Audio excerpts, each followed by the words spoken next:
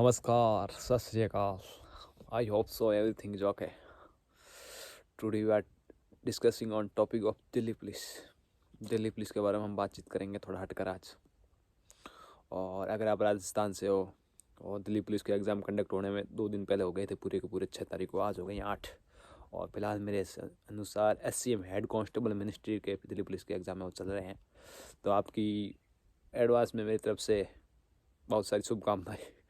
आप paper pass करने जा रहे हो SCM का। चलो पहले पेपर दे के आता है, फिर हम बातचीत करते हैं एग्जीक्यूटिव कांस्टेबल के बारे में। तो आपको पता है कि लोगों के कमेंट थे कि आंसर की कब आएगी, कितने बार फिजिकल करें हैं, 55, 65, 57, 58। तो इसके बारे में फ़िलहाल कुछ नहीं कह सकते। ये चीज़ मैं खुद मानता हूँ, पेपर का लेवल आसान था, मैंने दिया था, मेरे को बहुत आसान लगा कंपेरिजन टू लास्ट। अब बोल रहे हो तो आंसर के आने दो, आप 50 पे आ जाओगे, नहीं भाई, ये बात रहने देना। पेपर का लेवल ईजी था, कट ऑफ अच्छी जाएगी, इसमें नो डाउट। और पिछली भर्ती वाली कट ऑफ आप देख के तैयारी करना भूल ही जाना। और ये तो आप माइंड से, जितनी पिछली बार कट ऑफ गई थी ना, जैसे 65 गई थी जनरल की फिजिकल के लिए, तो आप 65 अगर आपके रो मार्क्स है ना, तो आपके फिजिकल कॉल होने के चांस बढ़ते हैं। वो नॉर्मलाइजेशन मार्क्स थे, जिसमें 6 मेरे खुद के साथ में बढ़े थे नॉर्मलाइजेशन। तो ये भूल जाना, 58 वाला 65 पे आ गया था और 65 वाला 72 पे चला गया था पिछली बार। अब क्या रहेगा, आपके रो मार्क्स है ना 70 के आसपास, 75 और 70 के बीच, तो ये आप फिजिकल करना, नहीं था फिजिकल कॉल भी नहीं होगा। OBC और जनरल कैटेगरी में बता रहा हूँ, ये रियलिटी आपको माननी पड़ेगी, क्योंकि कंपटीशन का दौर है, आपको मानना चलना पड़ेगा इसके बारे में। और आंसर के कब तक आ जाएगी, तो आप ये मान लीजिए ड्राइवर की आंसर के करीब 12 से 13 दिन बाद आई थी, तो आप भी इसमें 15 दिन ऑलमोस्ट मान के चल सकते हो। ड्राइवर में ओनली फॉर 6 शिफ्टें थी, 7 शिफ्टें थी, इतने कैंडिडेट नहीं थे। तो इधर ऐसा नहीं है, इधर शिफ्टें बहुत सारी है, तो डाटा एनालाइज होने में भी टाइम लगता है, समय लगता है। तो शायद 20 तारीख तक आपकी आंसर की आपके हाथ में मिल जाएगी। अब कब, 20 तारीख तक ऑलमोस्ट मेरे अनुसार आ जानी चाहिए, अच्छा खासा टाइमिंग है। और ऊपर से इनकी SSC का प्रोसेस है, बहुत तेज़ चल रहा है। ऊपर से दिल्ली पुलिस में स्ट्रिक्ट बोल रखा है कि जितना जल्दी हो सके आप रिजल्ट डिक्लेयर करो, हमें रिजल्ट डिक्लेयर करके दे दो, हम फिजिकल करवाने वाले हैं। तो आप मान सकते हो सर्दी के दिन है फिलहाल। मैं मान सकता हूँ कि जैसे मैं तो गांव में हूँ, धुंध अब थोड़ी बहुत सूरज वगैरह निकला है, तो मैं रूम से बाहर आया, मैंने चलो वीडियो बनाता हूँ इसके बारे में। इतनी देर तो धुंध इतनी थी कि सही बताओ ना, ये टोपी पहन रखी थी, उतारने की मन नहीं कर रहा था, मैंने कहा टोपी पहन के वीडियो बनाता हूँ।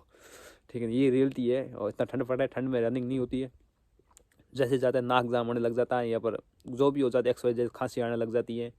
तो अभी धूप बहुत, मैं तो बोलता हूँ अगर आप धूप में रनिंग करो जितना हो सके आपके लिए बेस्ट रहेगा। क्योंकि धूप में रनिंग करोगे तो आप अब जैसे मैं बोलता अभी मानो 11 बजे आपको धूप निकल रही, तो आप 11 बजे जाकर रनिंग करके आओ। ऐसा जरूरी नहीं है कि सुबह 5 बजे जाओ, जो वो नहीं है। ठीक है, धूप में रनिंग करोगे तो अच्छा करके पाओगे, ठीक है ना, स्टेमिना अच्छा रहेगा। और शाम को भी धूप से पहले पहले रनिंग कर लो। जैसे धूप ठंड पड़ने लग जाए तो वापस स्वेटर वगैरह पहनो, और प्रॉपर आप रनिंग करते वक्त शूज़, अच्छे शूज़ पहनो, जिस भी आपको बेस्ट लगे उसको अपने के पहनो।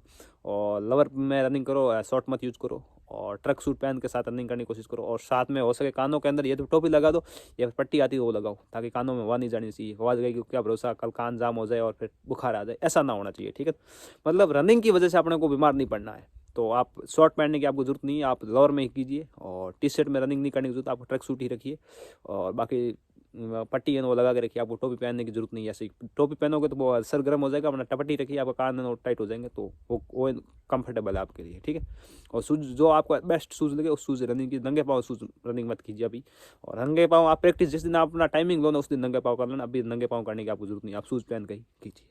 ठीक है, और यही इन्फॉर्मेशन थी मेरी तरफ से। आप 20 तारीख तक आपके आंसर के आपके हाथ में आ जाएगी, फिर आप अपने नंबर देख लीजिए। फिर तैयारी अभी भी से कीजिए, कोई दिक्कत बात, 1 घंटा जाके देख के आइए ना कम से कम। ये तो इससे इसके सहारे कम से विटामिन D तो मिलेगा अपने को, ठीक है, हड्डियाँ मजबूत होगी।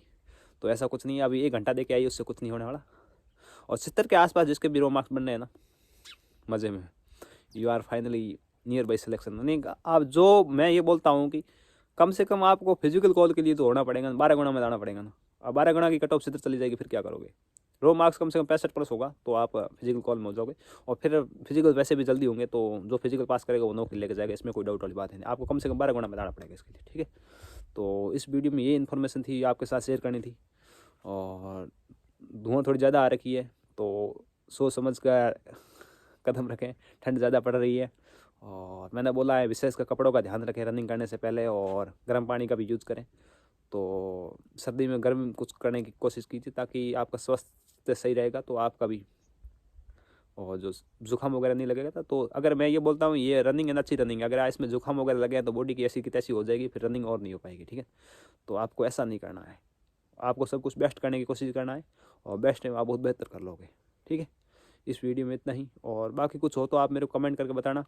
और फीमेल के अंदर तो जो पिछली कट ऑफ थी ना उसमें +5 करके चल लीजिए, अगर उसके +5 जो सॉरी फीमेल की लास्ट टाइम जितनी कट ऑफ थी ना आफ्टर नॉर्मलाइजेशन, जैसे मान लो 55 8 थी, 56 थी, मेरे को याद नहीं है टोटल, उतने अगर आपके रो मार्क्स बन रहे हैं ना तो आप फिजिकल तैयारी कर लीजिए, उसमें कोई दिक्कत वाली बात नहीं है। उससे कम बन रहे हैं तो मैं मना करूँगा बिल्कुल। उतने बन रहे हैं तो आपके नॉर्मलाइज होने के 5 नंबर बढ़ जाएंगे तो आप आराम से फिजिकल क्वालिफाई हो जाओगे, ठीक है। तो जितने आपके पिछली बार कट ऑफ थे उतने नंबर बन रहे हैं तो आप फिजिकल की तैयारी कीजिए, नो डाउट, चाहे आप किसी भी कैटेगरी से हो। पिछली कट ऑफ देख लीजिए, आपके रो मार्क्स उतने हैं तो आप उसके लिए तैयारी कर सकते हो। और नॉर्मलाइजेशन 5-6 नंबर बढ़ेंगे, शिफ्टें भी अच्छी शिफ्टें बनी हैं करीबन, ये मान लो 40 के करीब शिफ्टें बनी है, 40 से 45, 40-45 शिफ्टें बहुत ज़्यादा होती है, तो उसमें नॉर्मलाइजेशन भी अच्छा खासा होगा, ठीक है। मेरी तरफ से यही है, बाकी बता देना मेरे को सजेशन कि आपने उसको गलत बोला है तो उसको सही करने की मैं कोशिश करूँगा। जय हिंद, जय भारत।